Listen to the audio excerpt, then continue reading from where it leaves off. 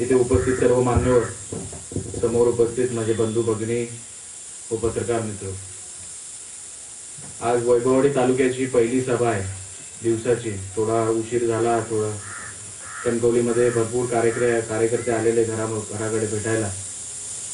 मग थोडी एक इंटरव्ह्यू झाली आणि त्या कारणाने मी तुमच्या पुढे आज थोडा उशिरा पोचलो. तर खरोखरच मनापासून तुमच्या सगळ्यांची मी क्षमा मागतो. आता दुपारची 12ची वेळ झाली आणि तरी पण तुम्ही एवढ्या मोठ्या उपस्थितीने माझं इथे स्वागत केला, तर मनापासून तुमच्या सगळ्यांचे मी आभारी व्यक्त करतो. मी खरोखरच आता आम्ही आज वैभववाडीचा तालुक्याचा दौरा आहे. कधी संगमेश्वर, कधी चिपळूण, काल चिपळूणला होतो दिवसभर. अशा वेगवेगळ्या तालुक्यामध्ये दौरा चालू आहे माझा, अगदी चिपळूण पासून ते तोडा मार्ग बांधापर्यंत. कुठल्याही गावात मी गेलो, अगदी 3,500 गाव आहेत. कुठल्याही गावात मी गेलो की नाही, आपला मुलगा आला आपल्याला भेटायला, आपला भाऊ आला आपल्याला भेटायला, ह्या भावनेने सगळे माझे स्वागत करतात. कुठेही मी गेलो, अगदी 3,500 गाव आहेत. अजून काही निवडणुकीच्या अगोदर सगळ्या गावांमध्ये पोहोचायचा प्रयत्न करतोय. निवडणुकीच्या नंतर तर पोहोचीनच, पण निवडणुकीच्या अगोदर पोहोचायचा प्रयत्न करतोय.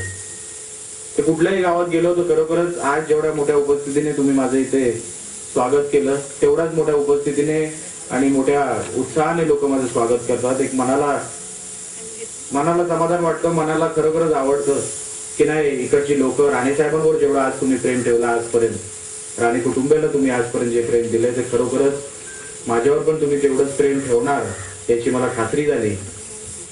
अगदी 4-4.5 वर्षापासून मी इथे काम करतोय. तरुणांना मार्गदर्शन देण्याचं काम करतोय, तरुणांना दिशा द्यायचं काम करतोय. आपल्या इकडचा तरुण उठून सुटून मुंबईला न जाता त्याच्या 2 हाताला काम इथे कसं मिळवून द्यायचं, त्याच्या 2 हाताला काम इथे कसं मिळेल, या अनुषंगाने मी इकडच्या तरुणांना मार्गदर्शन देण्याचं काम करतोय. मिशन करिअर अकॅडमीच्या माध्यमातून मी गेले 4 वर्ष तरुणांना मार्गदर्शन देण्याचं काम करतोच आहे. आम्ही अनेक लोकांना मुंबईमध्ये नोकऱ्या लावल्या, पण मुंबईमध्ये आता नोकऱ्या राहिल्या नाहीत आणि आर्थिक मंदीमुळे तर अजूनच नोकऱ्या कमी झाल्या. तर अशामध्ये आपला मुंबईला जाणार तरुणी मुंबईला जाणार, तिथे राहणार कुठे? जरी नोकरी मिळाली नाही, राहायला जागा कुठे? मुंबईमध्ये नोकरी मिळाली तरी आम्ही तिकडच्या मुलांना तेच सांगतो की चला रे बाबा, तुम्ही मुंबईला तर जाताय, काय करणार? काय मुंबईला जाऊन तुम्ही करणार काय? चला नोकरीला लावू. नोकरी कुठली करणार? आज जग, देश, राज्य कुठल्या दिशेने चाललंय तुम्हाला माहिती आहे का?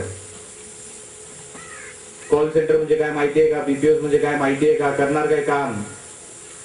आपल्या इकडचं तरुण हुशार आहे, याच्याबद्दल काही दुमत नाही, पण कुठल्या ना कुठल्या माध्यमातून त्याच्यामध्ये एक भीती आहे, मनामध्ये एक भीती आहे जी मला समजली, ती मला कळली.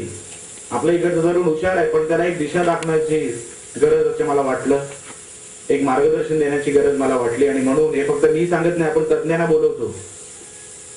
ते मुंबईमध्ये असून दे किंवा पुण्यामधून असून दे, कोल्हापूरमधून असून दे, आपण वेगवेगळ्या तज्ञांना बोलवतो आणि त्यांना मार्गदर्शन द्यायला लावतो. हे फक्त मी सांगत नाही.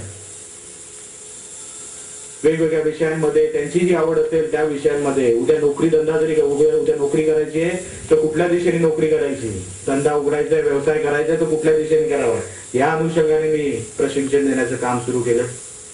अतिशय चांगला प्रतिसाद आजपर्यंत मला मिळाला. पालक फोन करतात, विद्यार्थी फोन करतात, पत्र लिहितात आणि सांगतात की नाही साहेब, खरोखरच तुमच्या मार्गदर्शन शिबिरने आमच्या मुलाला खरोखरच फायदा झाला. एक मनाला समाधान वाटतो की नाही, मी माझ्या माणसासाठी काहीतरी करू शकलो, माझ्या जनतेसाठी. आज ज्या जनतेने आम्हाला सगळं काय दिलं, राणे साहेब तो त्यांच्या भाषणातून सांगतात की बघा, आम्हालाही सांगतात जेव्हा आम्ही त्यांच्याबरोबर फिरतो सगळीकडे, आम्हाला सांगतात की बघ, आपल्या जनतेने आपल्याला काय नाही दिलं, सगळं काय दिलं इकडच्या जनतेने दिलं. एकदा मुख्यमंत्री, 2 वेळा महसूल मंत्री, एकदा विरोधी पक्ष नेता, आज उद्योग मंत्री. कोणामुळे? फक्त तुमच्यामुळे. आता आम्ही तुमच्यासाठी करणार नाही, मग करणार कोण? आम्ही करायला जातो, आम्हाला करायला सुचलं, आम्ही करतो. हे लोकांना आवडत नाही. आम्हाला तरुणांना मार्गदर्शन देण्याचं काम आम्ही अभ्यास केला आपल्या मतदारसंघाचा, तेव्हा मला कळलं की नाही, बेकारीच्या माध्यमातून आपण काम करू शकतो आणि त्या अनुषंगाने काम सुरू केलं. आम्हाला कधी स्वप्नात वाटलं नव्हतं की 4 वर्ष अगोदर मला कोणी विचारलं असतं की काय तुम्ही लोकसभेची निवडणूक लढणार काय? मला कधी स्वप्नात वाटलं नव्हतं. मी त्या कुठलेही मनात स्वार्थ ठेवून की अपेक्षा ठेवून की नाही पक्षांनी मला उद्या जबाबदारी दिली आणि त्या कारणाने मला इकडे कामं करायची, असं कधीच झालं नाही. आणि कधी केलंच नाही. कधी स्वप्नात बघितलं नव्हतं की आघाडीचा उमेदवार म्हणून तुमच्या समोर बोलायची संधी मिळेल, कधीच नाही. पण नाही, आपल्या जनतेसाठी काहीतरी करायचंय, आपल्या माणसासाठी काहीतरी करायचं, या अनुषंगाने कामं केली. कधी कुठली अपेक्षा ठेवली नाही. आजपर्यंत 1 रुपया घेतला नाही कोणाकडून, 1 रुपया नाही घेतला. फक्त आपल्या माणसाचा विकास व्हायला पाहिजे, तरुणांना दिशा द्यायचा. मला एक लहानपण वयापासून मला राजकारणाची अतिशय आवड होती. राणे साहेबांना मी नेहमीच सांगायचो की नाही साहेब, मला अगोदर कार्यकर्त्यांमध्ये राहून द्या, सगळ्यांबद्दल मला फिरून द्या, प्रश्न जाणून घेऊन द्या, आणि मगच मी जेव्हा भूमिका बदलून येईन लोकांसमोर, तेव्हा मला प्रश्न माहिती असतील, लोकांची समस्या माहिती असतील, आपल्या इकडचा मतदारसंघ माहिती असेल. त्या अनुषंगाने मी कामं केली, भरपूर लोकांना ओळखतो, भरपूर लोकांना इकडचे सगळे कार्यकर्ते माझे परिचयातले आहेत, सगळे ओळखतात. तर जेव्हा मी कामं सुरू केली, मला कधी कोणी सांगितलं नव्हतं. आता सांगतात की नाही आम्हाला सुचलं, आम्ही केलं, आम्हाला कोणी, आमच्याकडे पुरावे आहेत, हे घ्या, मिशन करिअर अकॅडमीच्या माध्यमातून आम्ही हेही कामं केली.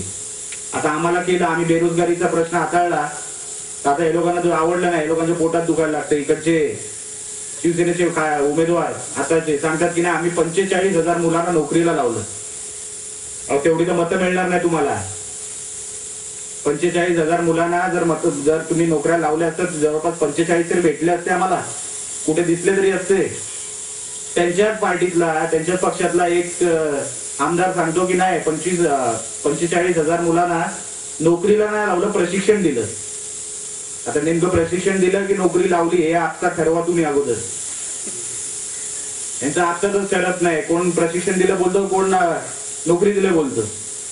हे आत्ताच त्यांचं ठरत नाही. आमच्याकडे पुरावे आहेत, हे घ्या, मिशन करिअर अकॅडमीच्या माध्यमातून काय केलं हे घ्या, पुरावे निश्चित घ्या.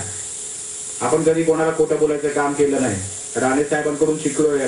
18-20 वर्ष राणे साहेबांबरोबर मी 18 साहेब म्हणजे अगदी लहान वयापासून 12-13 वर्षाचा असल्यापासून राणे साहेबांबरोबर फिरतोय. राणे साहेबांनी आजपर्यंत कधी जनतेला खोटं बोललं नाही, कधीच बोलले नाही. आम्हाला खोटं बोलायचं काय हेच येत नाही. आम्हाला कधी स्वप्नात वाटलं नव्हतं. मी तुम्हाला अगोदर सांगितलं, मग कशाला खोटं बोलायचं. पक्षांनी संधी दिली, कार्यकर्त्यांनी विषय मांडले जाऊन, आणि आलं. आम्हाला पक्षाने तिकीट दिली. सोनियाजी मॅडमचा मी मनापासून सगळ्या कार्यक्रमामध्ये मनापासून त्यांचा मी आभार व्यक्त करतो की त्यांनी मला एक संधी दिली. तुम्ही मला एक संधी दिली, आपल्या कार्यकर्त्यांनी आम्हाला एक संधी दिली. खरोखरच मनापासून मी सगळ्यांचे आभार व्यक्त करतो की नाही आम्हाला खरोखरच जनतेसाठी काहीतरी करायचं. आपण उगाच काय बोलत राहत नाही. आता हे लोकांना आता दर्जा दाखवतो, दर्जा. एका बाजूला 28 वर्षाचा राणे साहेबांचा मुलगा आणि दुसऱ्या बाजूला अभ्यासू हुशार शिवसेनेचे उमेदवार.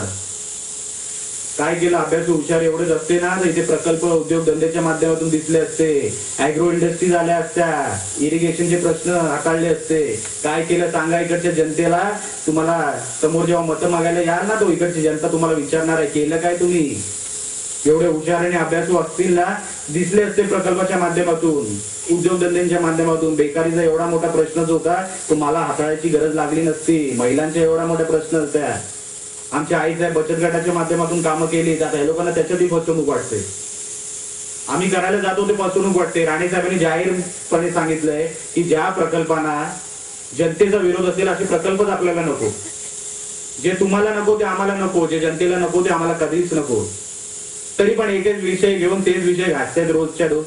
दुसरे विषयच नाही, विकासाचा मुद्दाच नाही. रोज पेपरामध्ये बघितलं तर तोच एक विषय की नाही राणे साहेबांचा काय हेतू आहे. हो, आम्ही प्रकल्प आणतो, लोकांच्या हितासाठी आणतो. कोणी एक माणसाने सांगावे एवढ्या वर्षामध्ये राणे साहेबांच्या कधी कोणाकडून काय झालं काय, कधी धोका झाला, कधी काय झालं. हे लोकांना विकास करायचा नाही. हे लोकांना विकास नको, नुसते एकच विषय पकडून रोज घासत असतात दिवस रात्र.